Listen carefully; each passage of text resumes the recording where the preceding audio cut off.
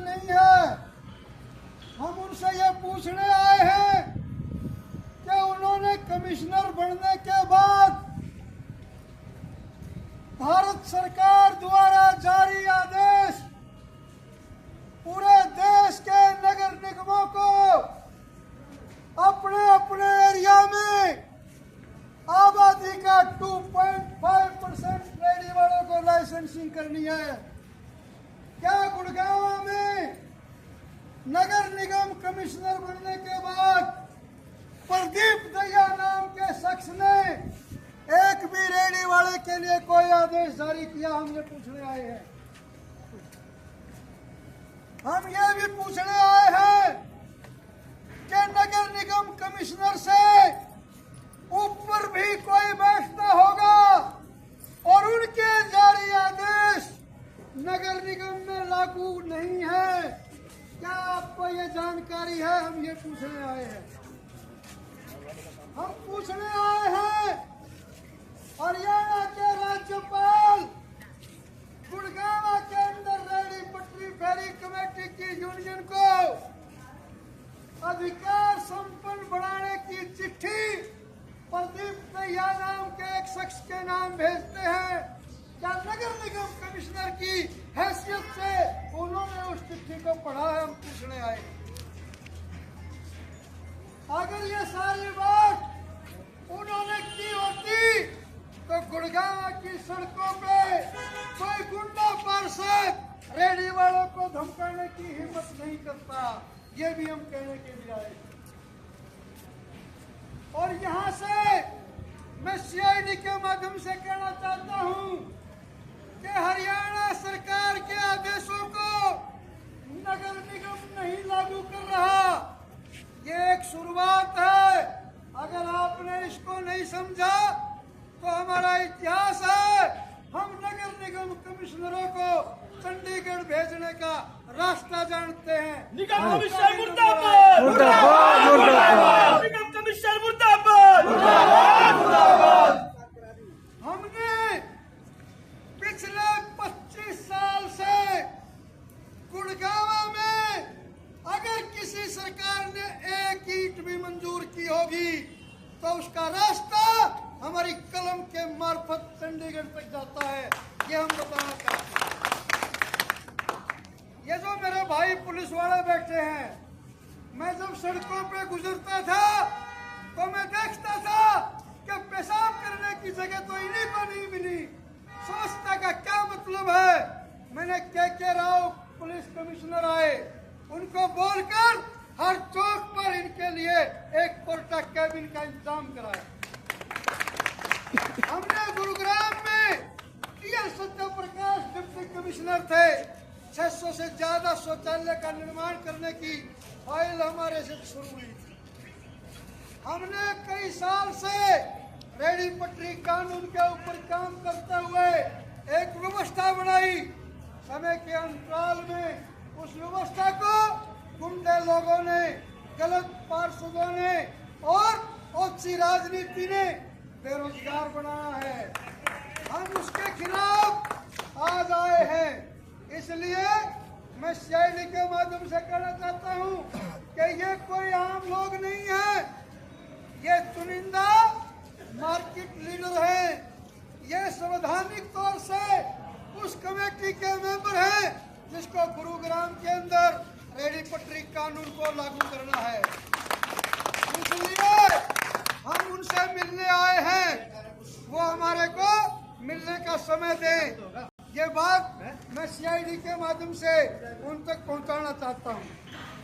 साथ में गुरुग्राम के रेडी पटरी वाले साथियों के लिए एक पैगाम है और वो पैगाम है कि अभी एक पार्षद यहाँ पर गुंडागर्दी कर रहा था। हम जानते हैं उसको। उसके खिलाफ सेक्टर 15 पार्ट 2 में एक महिला ने 2012 में एक शिकायत दी थी और सिविल लाइन थाना में माफी मांग करके इन्होंने उसको खत्म किया था।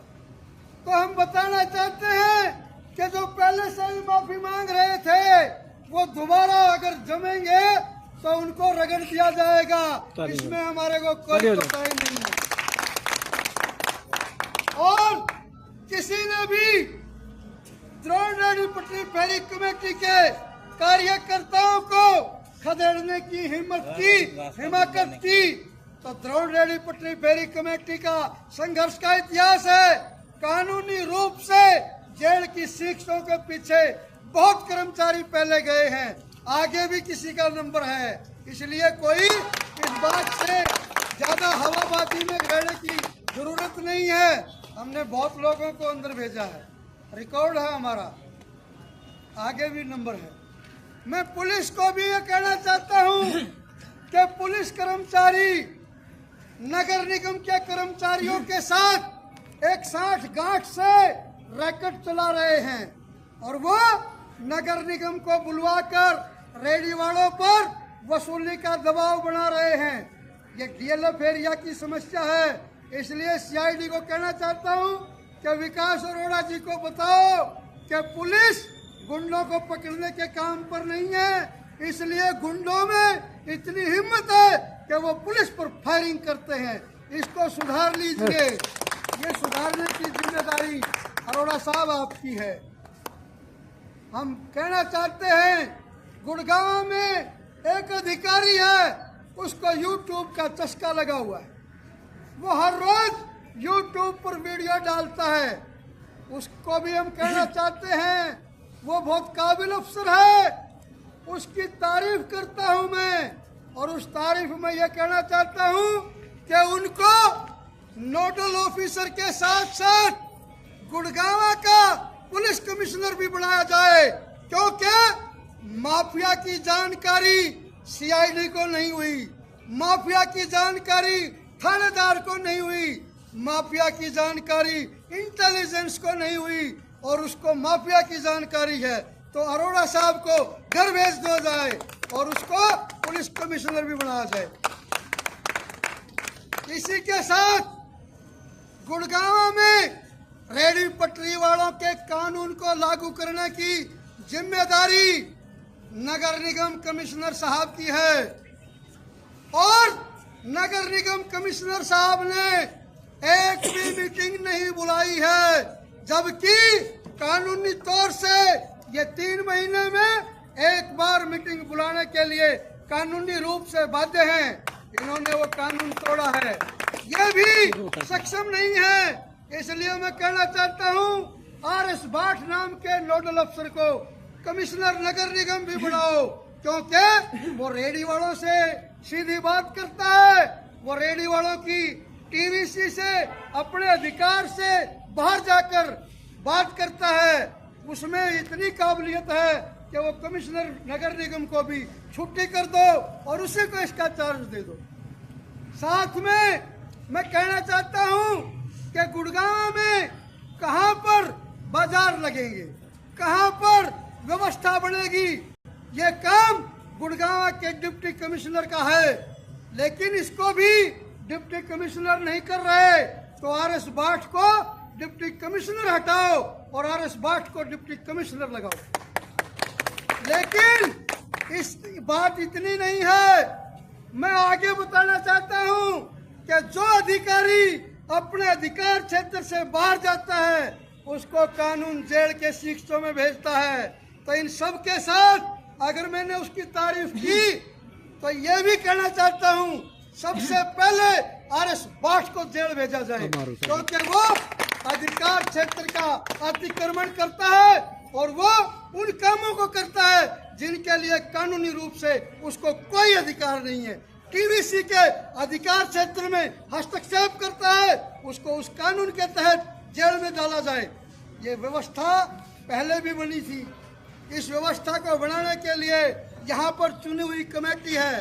इसलिए कमिश्नर साहब, इसलिए डीसी साहब, इसलिए पुलिस कमिश्नर साहब, मैं आपको कहना चाहता हूँ आप लोगों ने अपनी जिम्मेदारी को जब सही समय पर नहीं पूरा किया तो एक अदना सा अधिकारी यूट्यूब पे छाया हुआ है। आप लोग सोचिए कि जो काम आपका था आपने उस पर कोई बयान जारी नहीं किया, आपको ये पता नहीं है माफिया कहाँ है और आपको कोई और अधिकारी आपसे नीचे का वो अखबारों में रोज माफिया बताता है। आपको कहना चाहता हूँ कि उसके बताए हुए कितने माफिया हैं जिनको आपने जेल में डाला। हम आरटीआई लगाकर पूछेंगे, आरटीआई लगाकर पूछेंगे कि आरएस बाठ ने जितने माफिया को पहचान की, क्या गुड़गांव के प्रशासन ने, गुड़गांव के पुलिस कमिश्नर ने उनको हिरासत में लेकर जेल में भेजा है? तो इसलिए साथियों, ये जिम्मेदारी आप लोगों की है। एक एक रेडी वाला, गुड़गांव की आबादी नगर निगम 40 लाख बता रहा है। अगर गुड़गांव की आबादी 40 लाख है तो 2.5% का मतलब है कि गुड़गांव में 1 लाख रेडी वालों को बसाने की जिम्मेदारी कमिश्नर साहब की है। जो उन्होंने नहीं की वो करें, इस बात की भी आज हम मांग करते हैं। जब 1 लाख रेडी वालों को गुड़गांव में कानूनी रूप से सम्मानजनक तरीके से अधिकार पूर्वक काम करने की आजादी होगी तो सड़कों पर अमन चैन होगा, सड़कों पर खुशहाली दिखाई देगी। मैं पूछना चाहता हूं, जो प्लानिंग के अफसर हैं वो क्या प्लानिंग कर रहे हैं? बारिश के दिनों में पानी नहीं निकलता, सर्दी के दिनों में लोगों को छत नहीं मिलती सर्द रातों से बचने के लिए, गर्मी में आपके पास शेड नहीं है, बस स्टैंड नहीं है गुड़गांव में, आप काहे के प्लानर हो? आप नोडल अफसर बन गए, ये बेईमानी है। मैं इस मंच के माध्यम से कहना चाहता हूँ, कोई आपको नहीं बोल सकता, लेकिन हम कह रहे हैं अपने काम से बाहर ड्यूटी लगवाना कोई न कोई इंटरेस्ट है और वो इंटरेस्ट बेईमानी की श्रेणी में आता है, हम कहना चाहते हैं। इसलिए साथियों, ये जो बेईमानी है इसका एक एक आदमी तक, इस शहर के नागरिक तक पहुंचाने का जिम्मा आप लोगों का है और वो बखूबी आप करेंगे। क्यों? क्योंकि शाम के वक्त कितनी पोस्ट कॉलोनी हो, कोई कितना बड़ा वीआईपी हो, वो आइसक्रीम खाने आता है, वो गोलगप्पे खाने आता है, वो चाउमीन बर्गर खाने आता है, वो पाव भाजी खाने आता है, उसके बच्चे आते हैं, उसका शौक है। ये मनुष्य के स्वभाव में है और जब मनुष्य के स्वभाव में ये सब चीजें खाना है तो इनको बेचने वाले अंतरिक्ष में दुकान डालेंगे क्या? हम 36 पार्षदों के सामने ये सवाल रखते हैं। इसलिए हमारा ज्ञापन तैयार है और मैंने सीआईडी को बोला था वो भाई बंदोबस्त करे। हम कमिश्नर साहब से मिलना चाहते हैं ताकि भविष्य की हमारी जो बाकी बातें हैं उनको भी हम उनके साथ कर सकें।